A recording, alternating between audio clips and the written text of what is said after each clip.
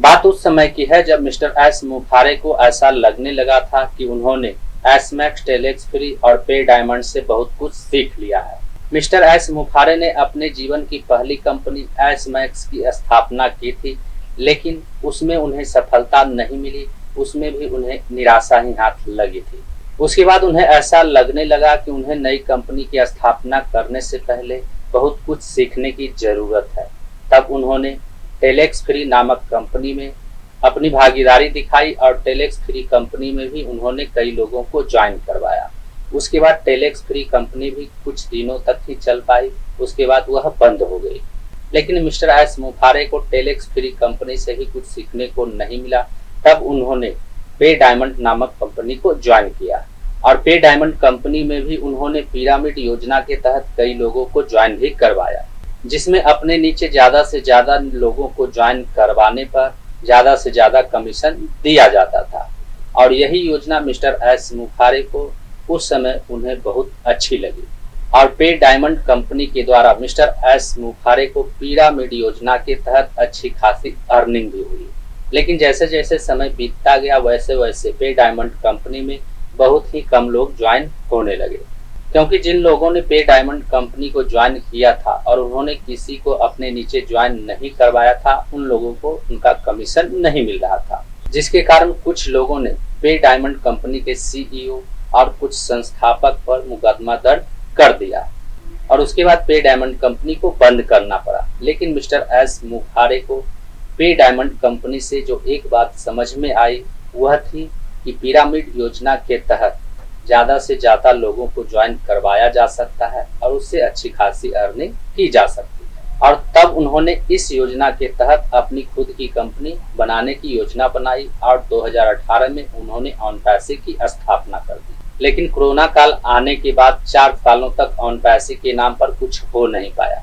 लेकिन 2022 में ऑनपैसे की मार्केटिंग इस तरह से की, ऑनपैसे के बारे में लोगों को इस तरह से बताया गया कि ज्यादा से ज्यादा लोग ऑनपैसे से जुड़ते चले गए।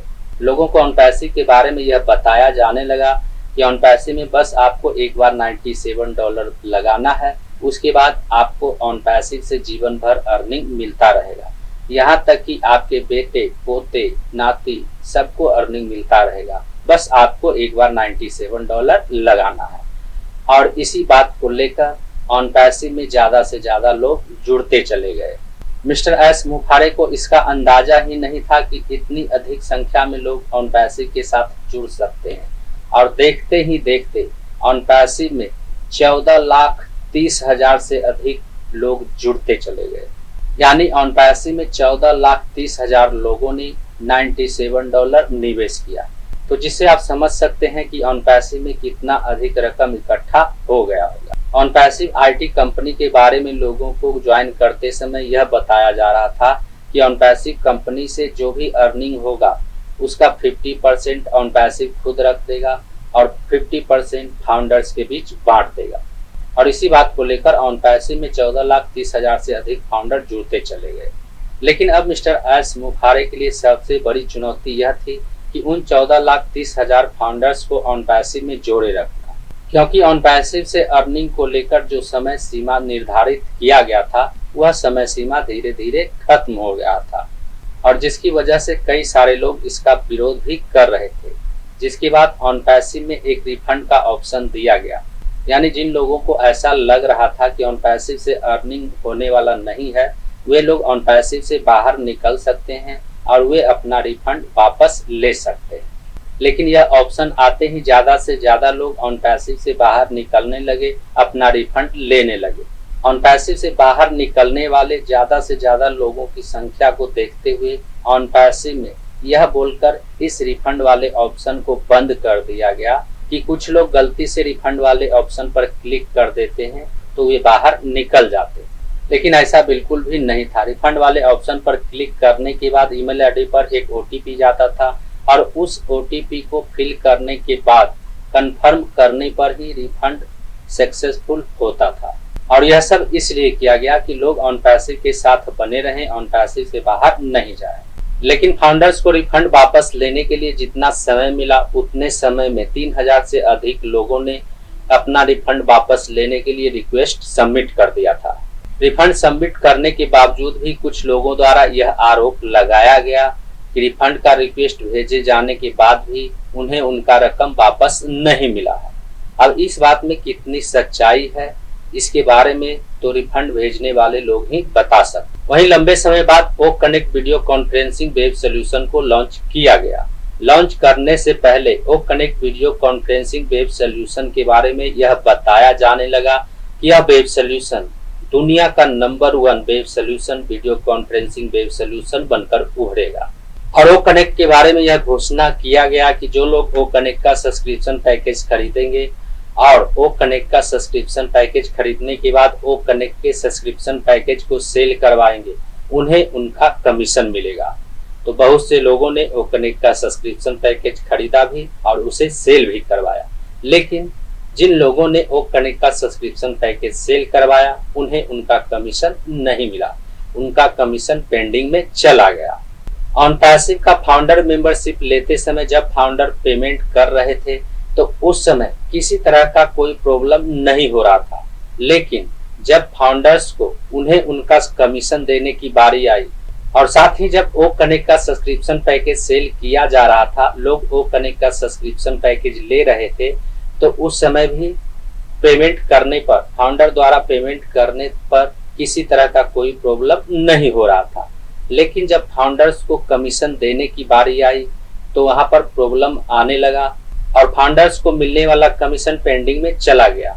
साथ ही ऑनपैसिव में जो टेक्निकल टीम काम कर रहे थे, ऑनपैसिव में जो कर्मचारी काम कर रहे थे, उनका वेतन उन्हें नहीं दिया जा रहा था। इसके बारे में यह जानकारी सामने आई कि ऑनपैसिव में काम कर रहे कर्मचारियों को कई महीनों से वेतन नहीं मिला है। उसके बाद ओ ट्रैकर को लॉन्च किया गया। ओ ट्रैकर एक वेबसाइट एनालिसिस वेब सोल्यूशन है जिसके द्वारा वेबसाइट डेवलपर अपने वेबसाइट के एनालिसिस को चेक कर सकते हैं कि उनके वेबसाइट पर हर महीने कितना ट्रैफिक आता है, हर हफ्ते कितना ट्रैफिक आता है, हर दिन कितना ट्रैफिक आता है और वह ट्रैफिक किस देश से आता है, किस लोकेशन से आता है। इस तरह की सुविधा ओ ट्रैकर में उपलब्ध है। ओ ट्रैकर के बाद ऑनपैसिव का कोई भी वेब सोल्यूशन लॉन्च नहीं किया गया और खबर यह आने लगी कि हैदराबाद में जो कर्मचारी काम कर रहे थे, ऑनपैसिव के जो टेक्निकल टीम काम कर रहे थे, उन्हें कई दिनों से वेतन नहीं मिला है और उसके बाद से ऑनपैसिव का बुरा वक्त शुरू हो गया। वहीं ऑनपैसिव कर्मचारियों को वेतन नहीं मिलने पर कर्मचारी गुस्सा हो गए और उन्होंने ऑनपैसिव के वेब पोर्टल को ही डिलीट कर दिया। ऑनपैसिव वेब पोर्टल डिलीट होने के बाद लोगों को यह बताया गया कि ऑनपैसिव में माइग्रेशन का काम शुरू हो गया है, यानी ऑनपैसिव को एक सर्वर से दूसरे सर्वर में शिफ्ट किया जा रहा है, जिसके कारण ऑनपैसिव का कोई भी वेब पोर्टल ओपन नहीं हो रहा है। लेकिन सच्चाई कुछ और ही थी कि ऑनपैसिव का तीनों वेब पोर्टल को डिलीट कर दिया गया था। वहीं बाद में जब सच्चाई का पता चला तो इसके बारे में यह बताया गया कि ऑनपैसिव को रिकवर किया गया है। जो वेबसाइट डिलीट हुआ था उस वेबसाइट को रिकवर किया गया है और रिकवर होने के बाद उसके बारे में यह बताया गया कि ऑनपैसिव के 100% डेटा को रिकवर कर लिया गया है।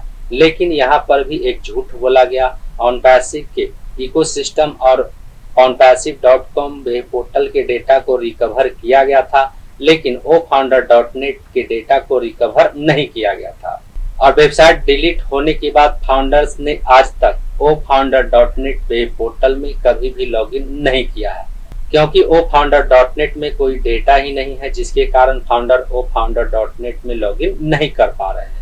लेकिन अब ofounder.net डोमेन नेम की वैलिडिटी भी समाप्त हो गई है, जिसके कारण ofounder.net वेब पोर्टल भी ओपन नहीं हो रहा है और अब ofounder.net के बारे में यह बताया जा रहा है कि ofounder.net वेब पोर्टल की जरूरत ही नहीं है, क्योंकि ofounder.net वेब पोर्टल के डेटा को इकोसिस्टम में शिफ्ट किया गया है। लेकिन सच्चाई तो यह है कि इकोसिस्टम में फाउंडर्स और यूजर दोनों का डेटा उपलब्ध है और फाउंडर ने जो ओ कनेक्ट का सब्सक्रिप्शन पैकेज लिया था उसका डेटा इकोसिस्टम में मौजूद है, लेकिन फाउंडर द्वारा लिया गया फाउंडर्स मेंबरशिप का डेटा इकोसिस्टम में मौजूद नहीं है, बल्कि वह डेटा ofounder.net में था जो कि डिलीट हो चुका है। अब यहाँ पर समझने वाली बात यह है कि फाउंडर मेंबरशिप लेते समय फाउंडर ने जो डिजिटल एग्रीमेंट पर सिग्नेचर किया था वह डॉक्यूमेंट ofounder.net में मौजूद था, वह डॉक्यूमेंट ofounder.net में सेव था, इकोसिस्टम में सेव नहीं था, क्योंकि उस समय इकोसिस्टम को क्रिएट ही नहीं किया गया था। लेकिन वेबसाइट डिलीट होने के बाद सभी फाउंडर द्वारा डिजिटल एग्रीमेंट पर किया गया डॉक्यूमेंट वहां से डिलीट हो चुका है, और साथ ही उस एग्रीमेंट के बारे में यह बताया जाने लगा कि वह एग्रीमेंट सिर्फ 1 साल के लिए हुआ था, यानी $97 में फाउंडर्स को सिर्फ 1 साल के लिए फाउंडर मेंबरशिप दिया गया था। और यह बातें उस समय खूब चर्चा में आई थी जब ओ कनेक्ट का सब्सक्रिप्शन पैकेज सेल किया जा रहा था। लेकिन यह बातें चर्चा में आने के बाद ही वेबसाइट डिलीट हो गया था। उसके बाद इस बातों का कोई मतलब ही नहीं रहा। उसके बाद यह खबर आने लगी कि OnPassive का न्यू चैप्टर OnPassive 2.0 को लॉन्च किया जाएगा। लेकिन एक वेबिनार के दौरान OnPassive के CEO मिस्टर एस मुफारे ने इस बात को सिरे से नकार दिया। उन्होंने इस बात को अफवाह बताते हुए यह कहा कि ना ही OnPassive का 2.0 आएगा और ना ही OnPassive का न्यू चैप्टर आएगा, और ना ही OnPassive बंद होने वाला है। OnPassive जहां पर है वहीं पर रहेगा, क्योंकि जब तक SEC का फैसला नहीं आ जाता तब तक OnPassive में किसी तरह का कोई अपडेट नहीं किया जाएगा। यहाँ पर मैं आपको बताना चाहूंगा कि लंबे समय तक अमेरिका के फाउंडर्स को कमीशन नहीं मिलने पर अमेरिका के फाउंडर्स ने SEC में मिस्टर एस मुफारे के खिलाफ और OnPassive के खिलाफ मुकदमा दर्ज कर दिया था।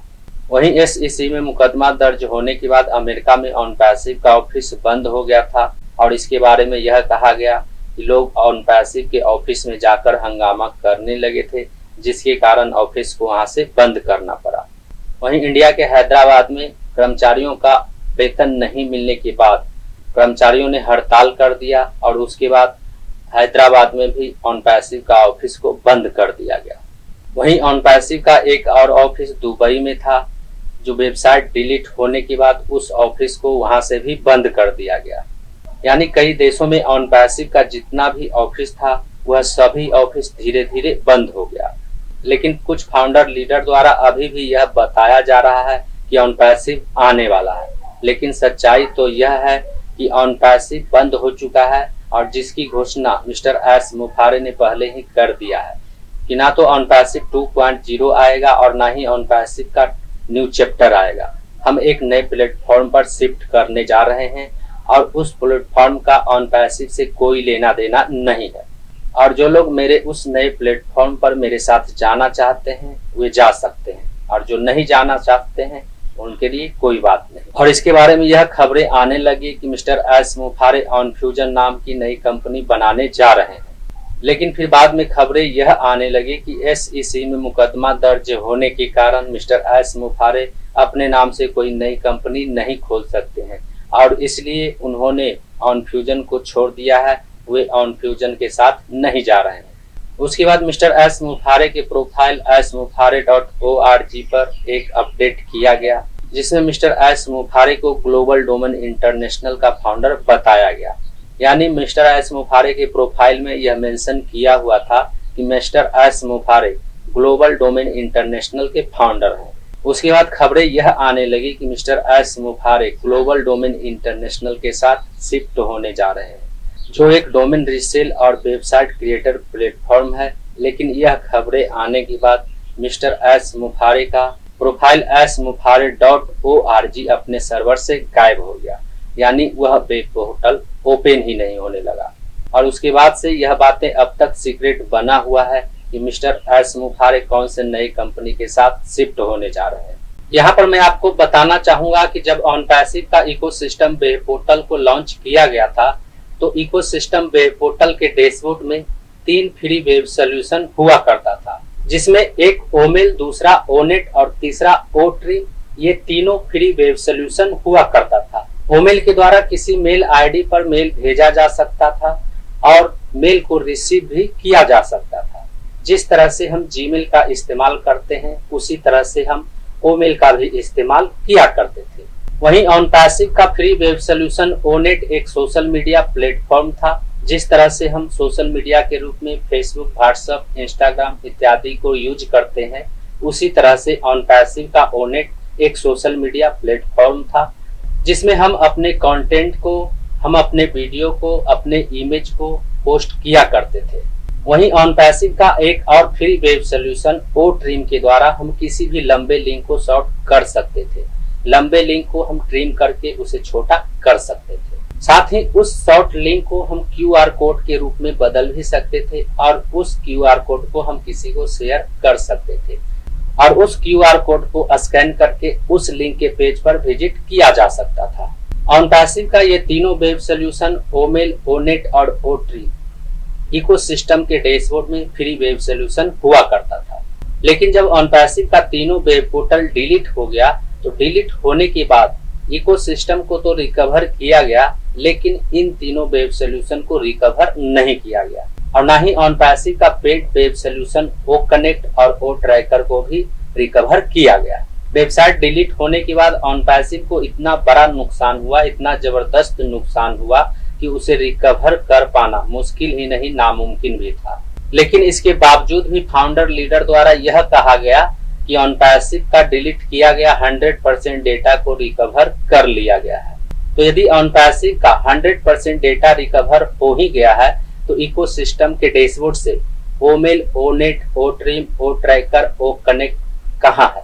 इकोसिस्टम के डैशबोर्ड से ये सभी वेब सोल्यूशन गायब क्यों है? और यदि यह गायब है तो इसका मतलब यही है कि इकोसिस्टम से 100% डेटा को रिकवर नहीं किया गया है। और यह बात समझदार फाउंडर्स भी अच्छी तरह से समझ रहे हैं कि यदि 100% डेटा रिकवर हो गया होता तो फिर ऑन पैसिव को दोबारा से खड़ी करने में कोई प्रॉब्लम नहीं होता। ऑन पैसिव में अक्सर देखा गया है कि कई बार सच्चाई को छुपाया गया है और उस सच्चाई को छुपाने के लिए कई बार झूठ भी बोला गया है और झूठ की बुनियाद पर खड़ा किया गया कोई भी ढांचा ज्यादा दिनों तक टिक नहीं पाता है। और शायद यही वजह है कि ऑन पैसिव अब हमारे बीच नहीं है, ऑन पैसिव जा चुका है।